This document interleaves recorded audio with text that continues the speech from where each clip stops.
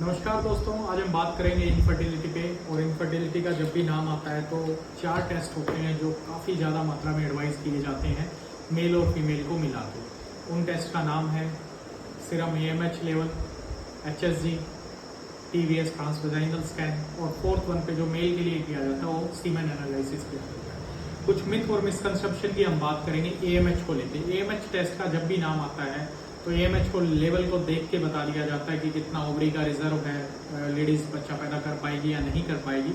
तो उससे संबंधित हम कुछ बात करेंगे। जब भी AMH की बात आती है इनफर्टिलिटी में, तो AMH जो हार्मोन है जिसको हम बोलते हैं एंटी मुलेरियन हार्मोन, तो वो पाया जाता है मेल और फीमेल दोनों में।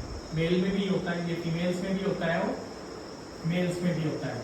बल्कि मेल में जो है इसकी मात्रा काफी ज्यादा होती है फीमेल्स की अपेक्षा। तो इसका जो नॉर्मल लेवल माना जाता है वो माना जाता है 1 से लेकर 3 नैनोग्राम पर ml तक। अगर इससे कम है, अगर 1 से कम है यानी 0.6 से 0.9 तक, 0.3 लेस।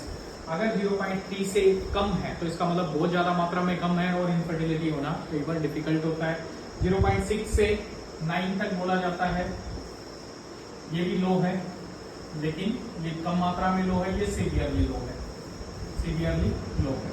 और 1 से नीचे माना जाता है ये नॉर्मली लो है, नॉर्मली लो है। तो ये डिफरेंट क्लासिफिकेशन है, बट 1 से नीचे है तो लो माना जाता है। लेकिन एंटी मुलेरियन हार्मोन से इनफर्टिलिटी का फीमेल्स में कोई संबंध नहीं है। इसका हम आपको बता देते हैं, क्योंकि जब PCOS की बात आती है, पॉलीसिस्टिक ओवेरियन सिंड्रोम और डिसऑर्डर की बात आती है, तो पॉलीसिस्टिक ओवेरियन सिंड्रोम में जो AMH लेवल होता है वो काफी ज्यादा मात्रा में होता है। अगर आप देखोगे मोर देन 6 भी आपको मिल जाएगा नैनोग्राम पर ml। इसका मतलब तो PCOS में फर्टिलिटी के चांसेस ज्यादा होने चाहिए, ऐसा नहीं होता है। साइंस के अकॉर्डिंग क्या बताया गया, PCOS जो पेशेंट्स होते हैं उनमें भी इनफर्टिलिटी की संभावना जो है फीमेल्स के अंदर वो ज्यादा मात्रा में होती है। जबकि अगर AMH लेवल को देखा जाए तो PCOS में वो काफी ज्यादा होता है।